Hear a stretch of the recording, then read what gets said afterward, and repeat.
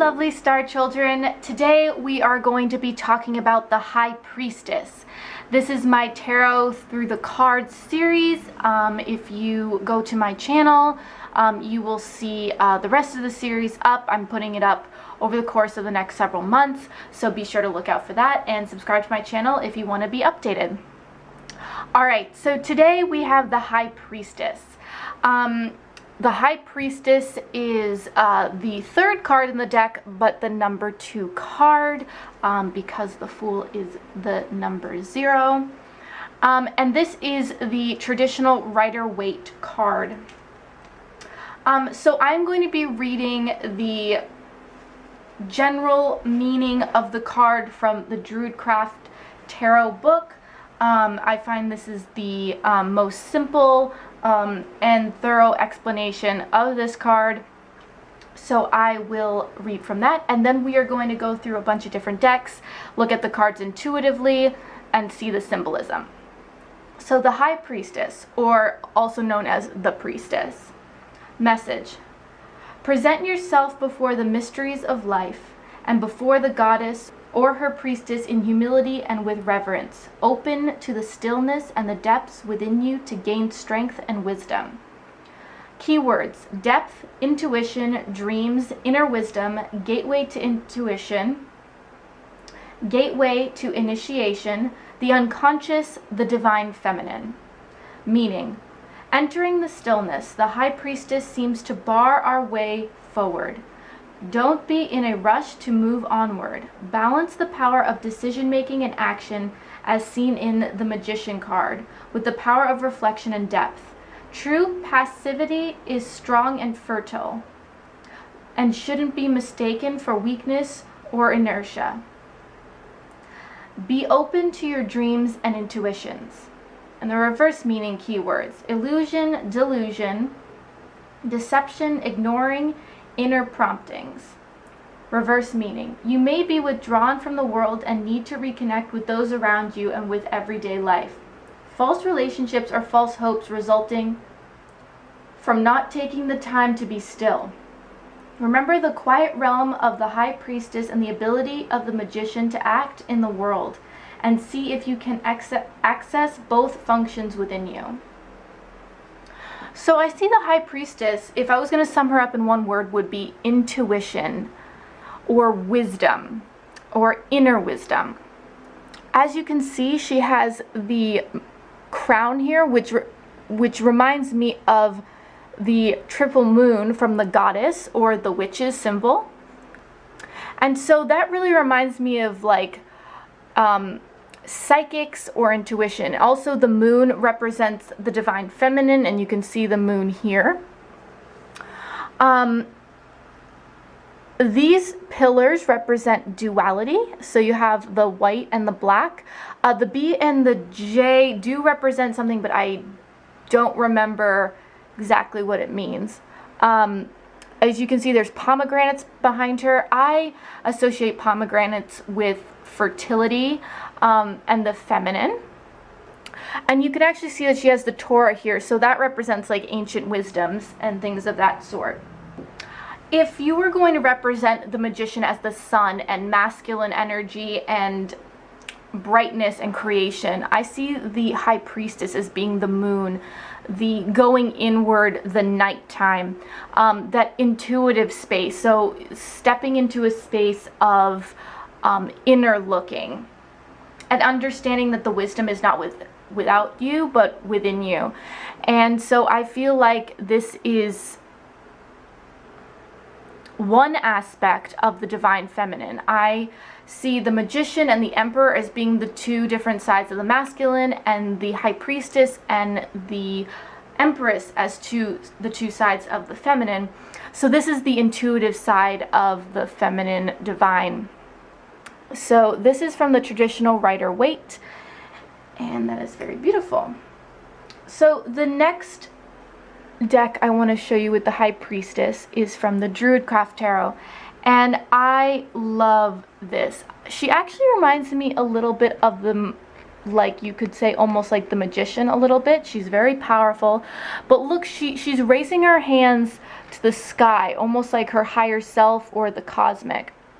You have the moon here, and so she's in a space of silence. She's looking within. Her eyes are not open. She has her book here, which represents in the witch's sense, like the like her book of spells, and you know, past wisdoms, maybe old spells, like a grimoire, that she would look back to. So that book can represent that idea of going back into old wisdom.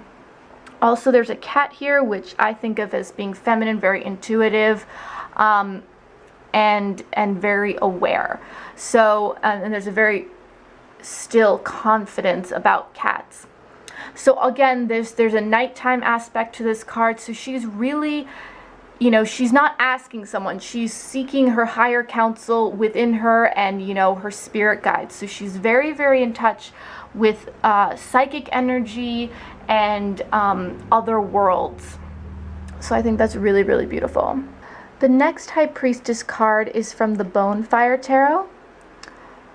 And you can see she has the Torah book here as well. She has the B and the J and the moons above her, the moon. So I feel like this is kind of just an abstract representation of the traditional Rider-Waite.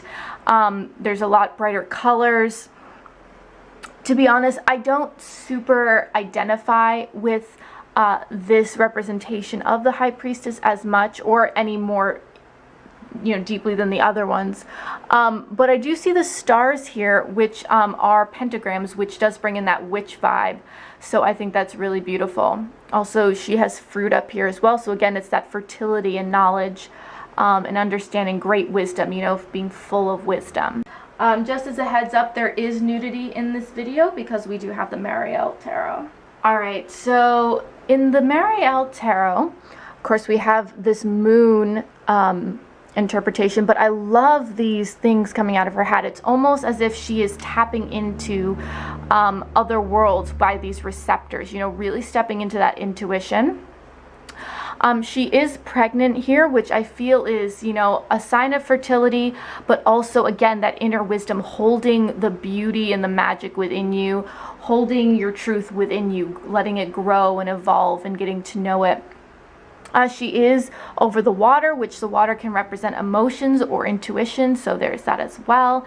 And then there's this growing, you know, so she's cultivating this understanding within her, and she's very powerful. Again, just like the magician, the High Priestess knows who she is. She's very empowered within herself, and she's very full, and she's full of wisdom, and it's really beautiful. You can also see that she's connected to the earth here as well, which is beautiful. So she's connected to sky and earth, you know, bringing her wisdom from all aspects, in the sense of that she draws on all of her wisdom. All right, so the next card is from the Tarot of Vampires. This High Priestess, she is turned to the side, almost like she's been focused on her study, you know, focused inward. Again, she has this grimoire here.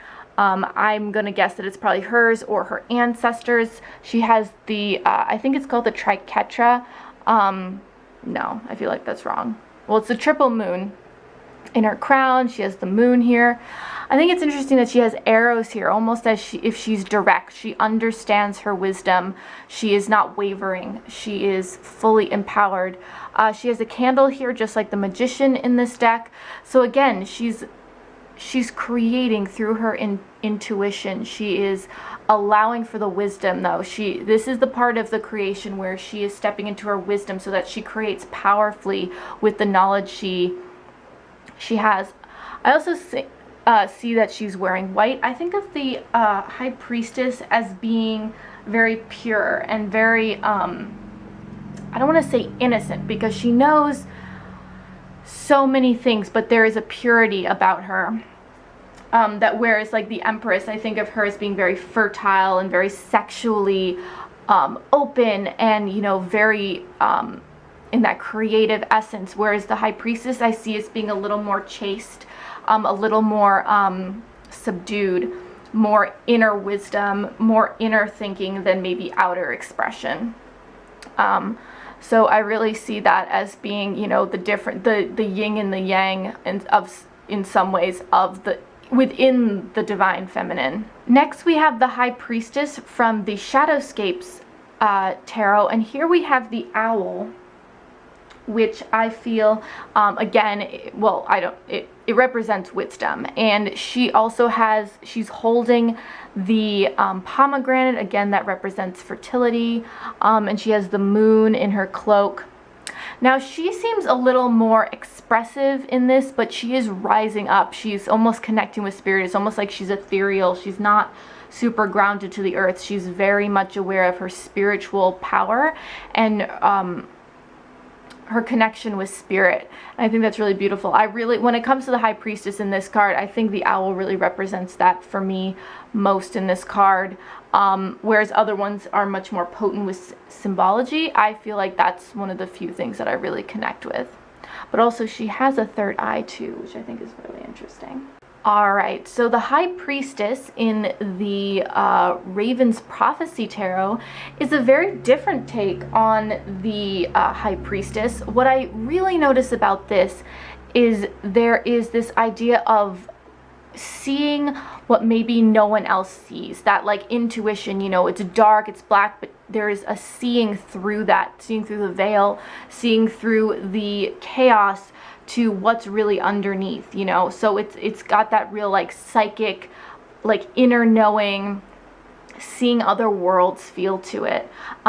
Now the hand is hard to tell if it's male or female, which I like. It really opens it up to more of just the energy instead of it being like a person. So I think that's really, really cool. But I really see this as, you know, seeing into other worlds, seeing what others don't see. And I think that's really an awesome depiction of the High Priestess.